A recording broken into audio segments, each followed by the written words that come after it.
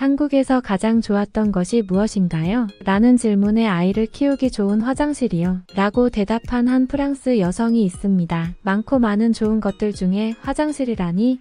그것도 아이를 키우기 좋은 화장실이라니 이게 무슨 소리일까요? 오늘의 사연자는 프랑스에서 일본으로 여행을 갔다가 두 아이를 데리고 몹시 난감한 상황을 겪었다고 하는데요. 이후 도망치듯 넘어온 한국에서는 다행스럽게도 그러한 일이 없었다고 합니다. 이 과정 속에서 한 한국인 할머님께 도움을 받으며 아이를 키우려면 10사람이 필요하다는 말씀을 들었다는데요. 프랑스 어머니와 한국인 할머니의 조합이라니 무슨 일인지 지금부터 한번 소개해드리겠습니다. 안녕하세요. 저는 프랑스에 살고 있는 다이아나입니다. 저는 사고로 남편을 잃고 두 아이를 홀로 키우고 있는 여성이에요. 다행히도 어느 정도 재산이 있고 제가 작가로 일을 하고 있기 때문에 자유로운 환경 속에서 아이들을 돌보며 열심히 살아가고 있는데요. 그러던 중 작가 일에 도움을 받고자 아시아로 여행을 계획하게 되면서 모든 일이 시작되었습니다. 여러분, 아직 기저귀를 차는 아이 하나와 수유를 해야 하는 아이 하나를 데리고 여행을 가본 적이 있으신가요? 전 있답니다. 바로 이번 여행이 그러했는데요. 어머니는 강하다고 했던가요? 아니요, 어머니는 이만큼 강하지는 않답니다. 저를 믿으세요. 저는 몸으로 경험했거든요. 작가로서 영감을 받고 또한 새로운 제안을 받기 위해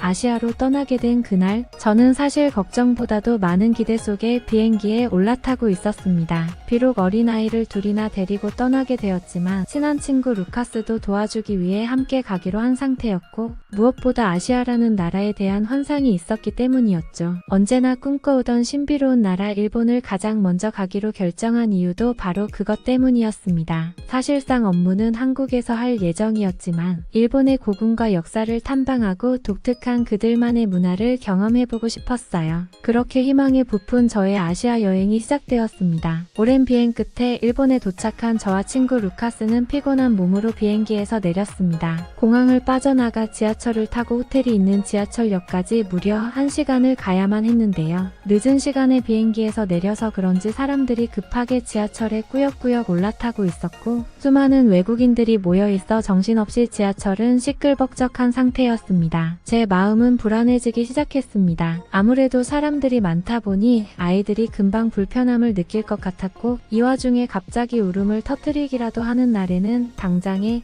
그 지하철마저도 탈 수 없을 게 뻔했으니까요. 하지만 역시 불길한 예감은 언제나 들어맞는 법. 곧 첫째 아이가 낯선 환경에 놀라 울음을 터뜨리기 시작했고 이어서 둘째 아이 역시 뭐가 불편한지 울음이 터져서는 도무지 그칠 생각을 하질 않는 겁니다. 당황한 저와 루카스는 아이를 하나씩 안고 달래다 결국 지하철에서 내리고 말았습니다. 워낙에 택시비가 비싸기로 유명했기 때문에 웬만하면 택시를 타지 않고 싶었는데 지금 상황에서는 아무래도 다른 방도가 없겠더군요. 그렇게 택시를 타러 가는데 갑자기 비가 내리기 시작했습니다. 우산도 없고 밤은 어둡고 아주 당혹스럽더군요. 근데 둘째 아이가 이상하게 유독 울음을 멈추지 않았습니다. 아차, 가만 보니 기저귀가 축축한 거예요. 젠장, 왜 지금 하필? 저는 어쩔 수 없이 루카스에게 첫째 아이를 맡기고 화장실을 찾아 다시 역 안으로 뛰어들어갔습니다. 한참을 찾아 도착한 화장실은 그래도 나름 깨끗한 상태를 하고 있었습니다. 다만 기저귀 가리를 할 곳이 없었어요. 일본은 영어도 잘 안 된다고 알고 있었기 때문에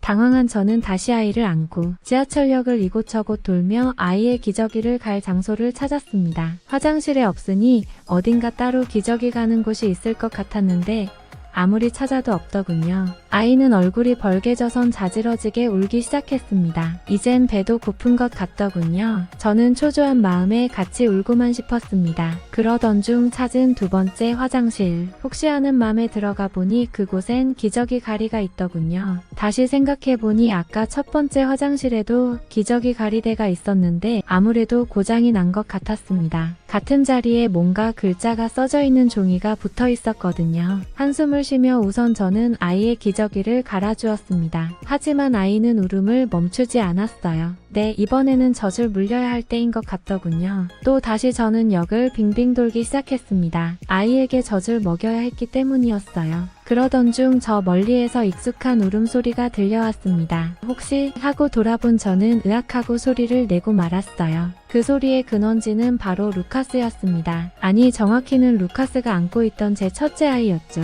엄마가 없어져서인지 혹은 무슨 이유에선지 첫째 아이가 정신없이 울고 있었습니다. 루카스는 아이를 달래지 못해 당황한 얼굴로 한없이 아이를 둥가둥가 흔들고만 있었어요. 하지만 그쪽으로 갈 수가 없었습니다. 우선은 둘째 아이부터 달래야 했으니까요. 저는 한참을 맴돈 끝에 결국 수유실을 찾지 못하고 다시 화장실로 돌아가 아이에게 젖을 물리기 시작했습니다. 땀으로 젖은 가슴을 급하게 닦아내고 아이에게 젖을 물리자 그제서야 아이는 안정을 찾고 조용해지더군요. 머리를 쩌렁쩌렁하게 울리던 아이 울음소리가 멈추니 저도 이제야 생각회로가 제대로 동작하는 것 같았습니다. 휴 하고 안도의 한숨을 내쉬고 아이를 달래 안았습니다. 그런데 숨을 돌리고 나자 그제야 생각나더군요. 아뿔싸 루카스. 밖으로 뛰어나간 저는 갑자기 사라진 울음소리에 주변을 두리번거리며 루카스를 찾았어요. 어떻게 아이를 달랜 거지? 하고 다가가 보니 아이는 그냥 지쳐 잠들어 있더군요. 저도 루카스도 완전히 지쳐 나가 떨어져 버릴 것 같은 상황이었습니다. 저희는 결국 녹초가 된 채로 택시를 타고 숙소에 들어가야만 했지요. 이후 일본에서의 여행은 사실 특별할 것이 없었습니다. 고궁을 견학했지만 날이 너무 덥고 그늘 같은 시설이 별로 없어서 많이 돌아다닐 수가 없었어요. 그렇게 저의 첫 번째 아시아 여행은 허무하게 끝나고 말았습니다. 이후 업무적인 논의를 위해 저는 한국으로 향하는 비행기에 올랐습니다. 사실 마음은 이미 집에 가고 싶다는 마음만이 굴뚝 같은 심정이었어요. 하지만 일단 가서 회의를 하고 사람들을 만나야만 했기 때문에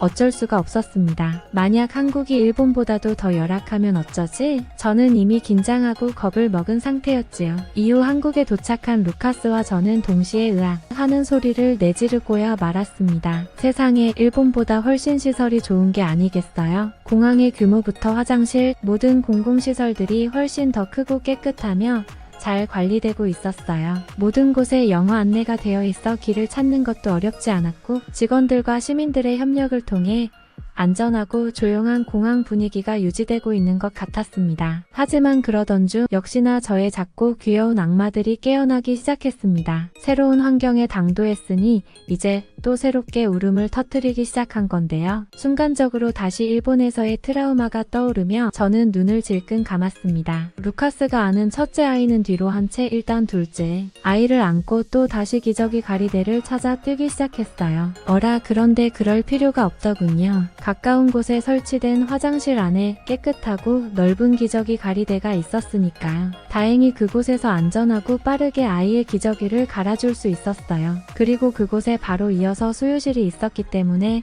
수유도 편안하게 마무리할 수 있었죠. 아차, 그런데 그곳에 나오면서야 또 다시 루카스에게 두고 온 첫째 아이가 떠올랐습니다. 재빨리 밖으로 뛰어나가 보았는데 저 멀리 루카스의 파마머리가 보이더군요. 안도의 한숨을 내쉬며 루카스 하고 부르는데 어라? 돌아보는 루카스가 빈손입니다. 세상에, 소리를 치면서 다가갔는데 루카스가 환히 웃으면서 옆에 할머니 한 분을 가리켰습니다. 가만 보니 할머니가 우리 아이를 안고 계신 게 아니겠어요? 심지어 그 품 안에서 아이는 세상 편안한 얼굴로 잠이 들어 있었습니다. 이게 어떻게 된 거냐고 물으니 이 할머님께서는 많은 자식과 손주들을 돌보셨던 터라 제 아이의 울음소리를 듣고 달려와 곤란해하는 루카스를 위해 대신 아이를 달래주셨다고 하더군요. 정말 감사한 분이었습니다. 그때 할머니가 말씀해 주시기를 한 아이를 키우려면 10사람의 힘이 필요한 법이라고 하셨습니다. 서투른 영어였지만 정말 감동적인 말이었어요. 할머니께서는 저와 루카스 그리고 아이들을 데리고 한 시설로 안내해 주셨습니다. 놀랍게도 그곳에는 바로 유아휴게실과 유모차, 무상대여 시설이 있었어요. 저는 루카스와 첫째 아이를 유아휴게실에 내려둔 뒤 둘째 아이를 유모차에 태우고 공항 내에서 필요한 일들을 볼 수 있었습니다. 세상에, 이렇게 엄마 마음을 잘 아는 공항이 또 있을까요? 제가 너무 감동한 나머지 할머님과 직원분들께 감사함을 전하니 그런 말씀을 하시더라고요. 한국에서는 이런 시설이 공항 말고도 다른 곳 어딜 가나 있다고 말입니다. 저는 무사히 일을 마치고 이후 프랑스에 돌아오며 한국만큼은 언제든지